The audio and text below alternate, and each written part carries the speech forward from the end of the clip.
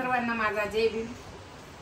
मित्रांनो, मी आणि माझी सासूबाई दोघी जणी बसलोय। पाऊस येत आहे, आभाळ काळकुट झालेला आहे। तर सहजच माझ्या मनामध्ये एक पहिली गोष्ट आठवली का आता तुम्ही तेव्हा गावामध्ये पाऊस पडायचा, तर तेव्हा तुम्हाला काही गॅस वगैरे नव्हता आणि पाऊस पाण्याची तुमची कसं म्हणजे चुलीवर बनवायच्या, मग तुमचे लाकडं वगैरे असायचे का सुकलेले? आमची कागदीता पुसती बाई, आमचे लाकडं ओले असायचे। आम्ही चुलीवर जरा जाळ करायचा थोडा, मग ते लाकडी शेकायची, तिथून पुढं ते लाकडी टाकली चुलीवर की दळाय बसायचंय।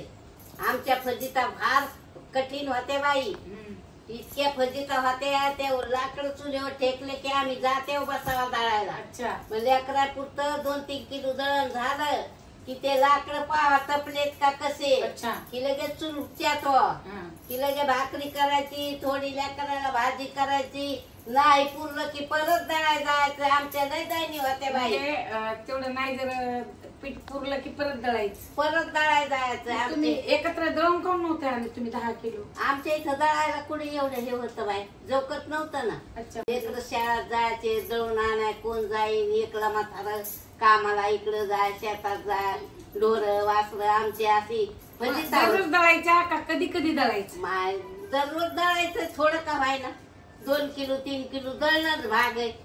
तवा लेकरा बाळायला पुरायचं, आमची का कमी दैन होती का? संध्याकाळी वेगळं दळायचं, सकाळी वेगळं का? संध्याकाळी दळायच्या, संध्याकाळी दळायचं, सकाळी जरसं दळायचं, संध्याकाळी दळायचं। दिव्यावर खेळ आमचा, आम्हाला का लायचं? शेतात कधी जायच्या? शेतात बाबा आम्हाला 2 वाजत शेतात जायला, लेकरा बाळाचा राडा। लेकर मोठा दादा शाळेत जायचा, सोत मग अरुणा शाळेत जायची, भारत शाळेत जायचा, मग साऱ्याची सरबरस करावा। तेव्हा ते खाल्ले 4 घास किती घायचं टोपलं घेऊन।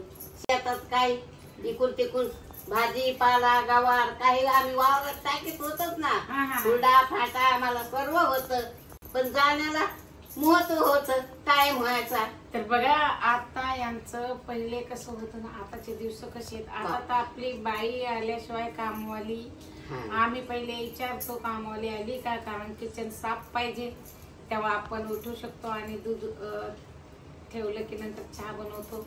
कितीच आता सोयी सुविधा, खरंच आपल्याला स्वतःला आपण भाग्यवान समजतोय की यांचं जर पहिले काढलं तर फार बिकट होतं। मित्रांनो, माझी आई पण कधी कधी टाइम भेटला तर ती पण असं आमच्याशी संभाषण करायची, सांगत बसायची पहिली कहाणी का आम्ही ढोरा वसरायला गवत आणायचो, त्याच्यामध्येच काहीतरी मकाचे कणस वगैरे घालून गवत घ्यायचो, त्याच्यामध्ये आणायचो। अशा परिस्थिती जर चांगल्या तर आम्हाला त्यांचं थोडं हे वाटायचं की काहीतरी सांगते, पण काही ध्यान नव्हते देत। पण आई गेल्यानंतर मग तिचं सगळं आठवायला लागलं मला पण की खरंच माझी आई गवताच्या भाऱ्यामध्ये कणस टाकून आणायची, कधी शेतकऱ्याची ऊस टाकून आणायची, कधी काकड्या आणायची। तर खरंच मित्रांनो, त्या टायमाचे दिवस फार मोठे कठीण होते, पण आता तर फारच सोयी सुविधा आहेत। आणि बघा नंतर मग आम्ही थोडं चांगली परिस्थिती झाल्यामुळे मित्रांनो, आम्ही आमच्या सासूबाईला पण घेऊन आलो, माझ्या आईला पण घेऊन आलो शहरामध्ये। आता तुम्हाला आता कसं वाटते बरं? बापा आता एकदम छान वाटत आहे आम्हाला, काय कोण्या गोष्टीची कमी। आम्ही सोन्याचा घास खातो त्या सोनाच्या इथं, आम्हाला काही कमी नाही। आता कपडा पहिलं तुम्हाला काही ध्यान येते का नाही? बापा पहिलं ध्यान येते ना, होत्या दैनिकाच्या ना। आता कसं आहे, बाबासाहेबाच्या कृपेने तुमचं भलं व्हावा आम्हाला। तुम्हाला वाटत नाही का की आज तसं तुम्ही राज्य केलं, आता तर तुम्हाला वाटत नाही का माझे सासरा असते तर त्यांनी पण बघितलं असतं, तुमच्या मनात येत नाही का? येत आहे ना, काय 24 तास येत आहे असं थोडंच आहे। मग आपण खायलो सोन्याचा घास, माणूस गेलं दैनिक, आम्हाला काय वाटत आहे का? किती आम्हाला हे होत आहे बाई, दुःख वाटत आहे या गोष्टीचं। दुःखातच म्हातारं गेलं ना। त्यांनी काय बघितलं नाही? काय बघितलं, लेखाचं राजे बघितलं का? काय एवढं सुख शांती दादाला माय, मोठ्या लेखाचं जर पाहिलं असतं तर किती दन झाला असतं। बघा त्यांची ती पण मी एक जाणून घेतलं, त्यांच्या मनातली जे खरंच दोघं पाहिजे आयुष्यभर। मित्रांनो जोडा पाहिजे, कारण सुख दुःख दोघांनी बघितलं पाहिजे, तर कोणाला चुकत नाही. पण मित्रांनो खरंच दोघंही असते तर वेगळीच गोष्ट आनंदी आनंद असता. आणि कदापि तुम्हाला येऊ पण दिलं नसतं मामाने इकडे, कारण कुठले असते घरीच राहू आपण. शेतामध्ये त्यांचा फार जीव होता, शेतात जीव होता आणि काय कोण्या गोष्टीची कमी नव्हती ना. पण लेखाच्या अवघाने आम्ही इकडे आलोच असतो, आम्ही काय राहत होतो. मित्रांनो आम्ही जेव्हा आम्हाला थोडं कळायला लागलं गावातली परिस्थिती अशी आहे, आम्ही तिथे एवढे मोठ्या अडचणी आणि हे, तर आम्ही शाळा शिकल्यामुळे थोडस आम्ही पाऊल उचलला की शहराच्या दिशेने निघायला पाहिजे. आणि 2 पुस्तकं वाचल्यामुळे खरंच माणसाला ज्ञान भेटतं, म्हणून त्या माध्यमातून आम्ही हे शहर गाठलं आणि शहराकडे आलो. भले पहिली परिस्थिती इथे आल्याला काही चांगली नव्हती, पण प्रगती होत होत होत होत चांगलीच प्रगती झाली. तर खरंच भगवंत म्हणतात की अंधारातून प्रकाशाकडे जाणे फार महत्वाचे असते, आणि त्याच्याही पुढे जाऊन प्रकाशातून प्रकाशाकडे जाणे फार मोठे धनवान आणि गुणवानाचे लक्षण असतात. म्हणून मित्रांनो खरंच आपण ती पायरी गाठली, आपण तिथपर्यंत पोहोचलो आणि सगळ्या परिवाराला पण आनंदी आणि सुखी शांती ठेवतो, प्रयत्नही करतो अजून ठेवण्याचा. तर खरंच आज आपण तुम्ही काय बोलता, त्या काय बोलत होत्या तुम्ही त्या जात्यावर गाणं कसं बोलायचं मग दळताना? आम्ही बाई ग मोठे मोठे डोळे बाळा ग ह्या मास्तराचे, दिव्याच्या ज्योती खाली ग परचे वाचवी भीमाचे.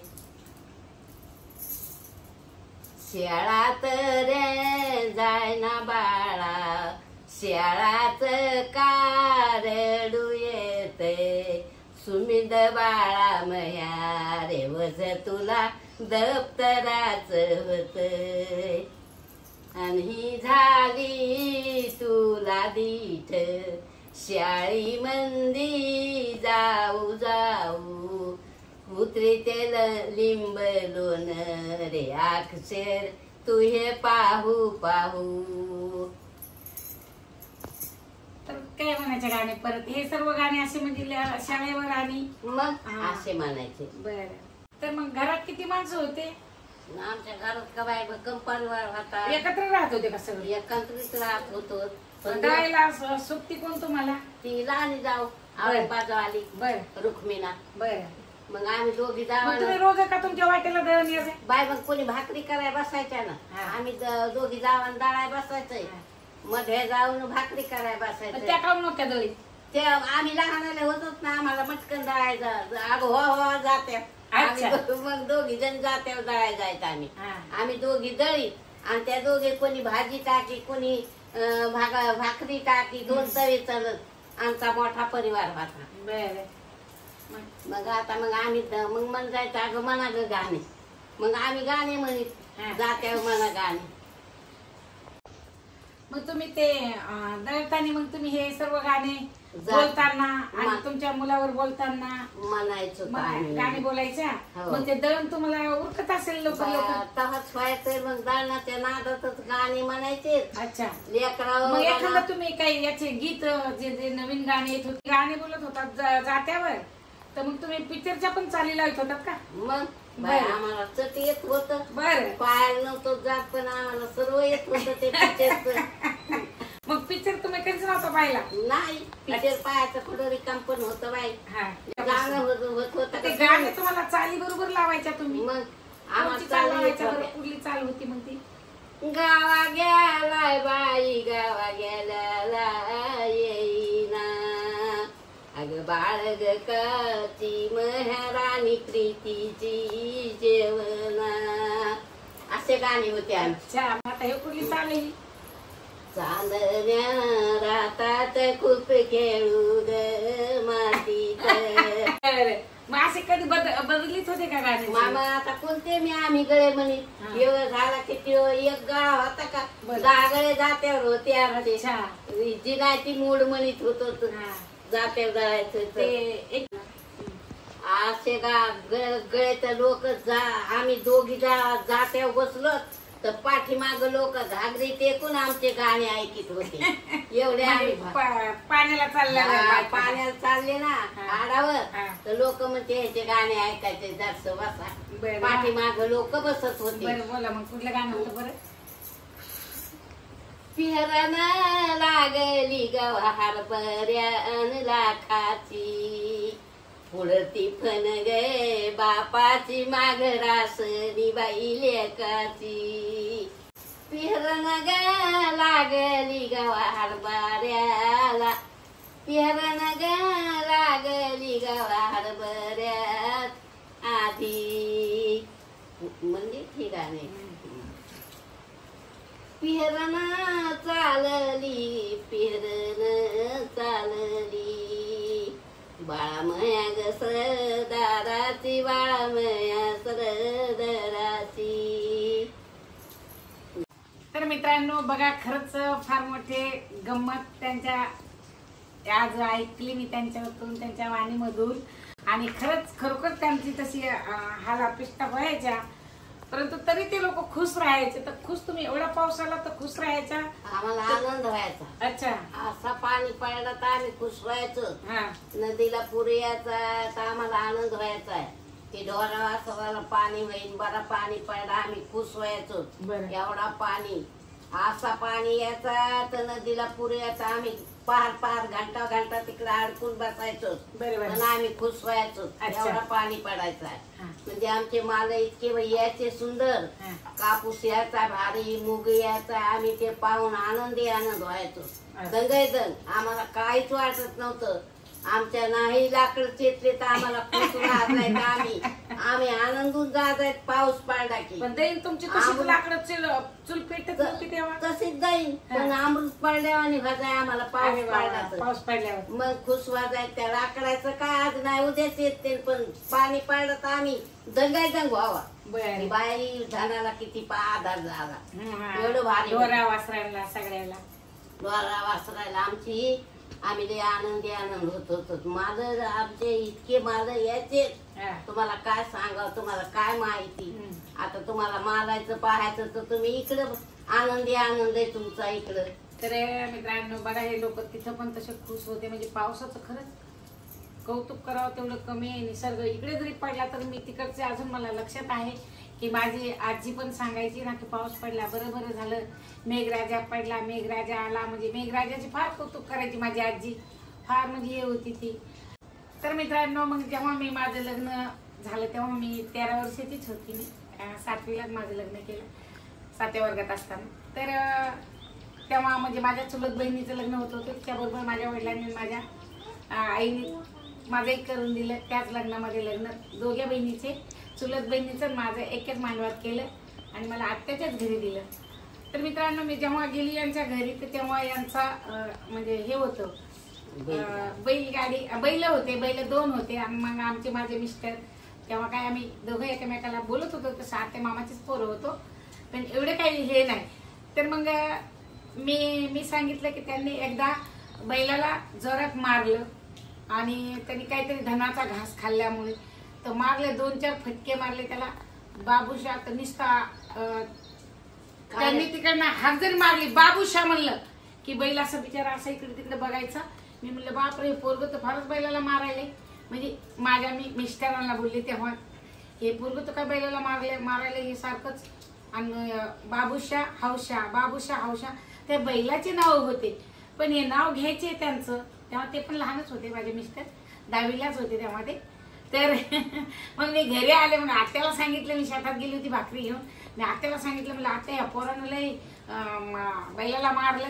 मग आत्या मला म्हणले, आता तुझा नवरा झालाय तर पोरग म्हणू नको, आता तर तुझा नवरा आहे, तुला तो मारीन. म्हणलं कसं काय मारीन मला तो. तर बघा म्हणजे अशी गंमत होती आमची. तर मी आत्याला आज खरंच फार मला मजा आली आणि चांगलं विचारलं त्यांना मी. तर मग तुम्ही ते मूग आणि तो कधी मग मूग किती दिवसांनी यायचा तुमचा तो? आमचा मूग पोळ्याला तुटायचा. अच्छा. 5 क्विंटल 6 क्विंटल मूग झाले की मग काही ठेवायचे डाळीला क्विंटल लक्षे, बाकीचे इकून टाकायचे. मग ते मूग काढला की आम्ही गहू पेरायचा त्याच्यावर. नाही तर जेवारी पेहरायचो. पण आम्ही मंठ्याहून बी आणायचो. मंठा बेदरी म्हणे अच्छा. शाळूचं बी तिकून आणायचो. तो सासरा तिकडे कामाला असायचे. मग मी म्हणायचे तिकडच बी आणा आपल्याला शाळूचं. मग आम्ही शाळू पेहरायचो शेतामध्ये. तर बघा आम्ही दोघी जणी सासू सुना आज भाषा पण आहेत मित्रांनो. आमच्या दोघीचं एकच माहेर आणि आम्हाला सासर आमचं विदर्भ आणि आम्ही मराठवाड्यामधल्या. पण आपलं जवळजवळ असल्यामुळे ते विदर्भ आणि मराठवाडा. तर त्या भागामध्ये जास्त शाळू ज्वारी नव्हती. पण आमच्या मराठवाड्यामध्ये पूर्ण शाळू ज्वारी होती. म्हणून आत्या त्यांना सांगायच्या माझ्या सासऱ्याला की बी भरण तिकडनं आणा. तर माझ्या माहेरावरून त्यांच्या पण माहेरावरून म्हणजे असं. तर अशीच गंमत आम्ही आज केलेली दोघी सासू सुनांनी. त्यांचं तुम्ही गाणं पण ऐकलं जात्यावर बोलताना. तर खरंच हे सगळ्यांना ज्या आत्याच्या शिनाचे बाया असतील सर्व तर त्या खरोखर त्यांना वाटेल की आत्या जी बोलल्यात ते खरोखर सत्य आणि सत्य परिस्थिती आहे. तर मित्रांनो खरंच तुम्ही आम्हाला लाईक करा, शेअर करा आणि कमेंट करा, सबस्क्राईब करायला विसरू नका. जय भीम, नमो बुद्धाय, नमस्कार.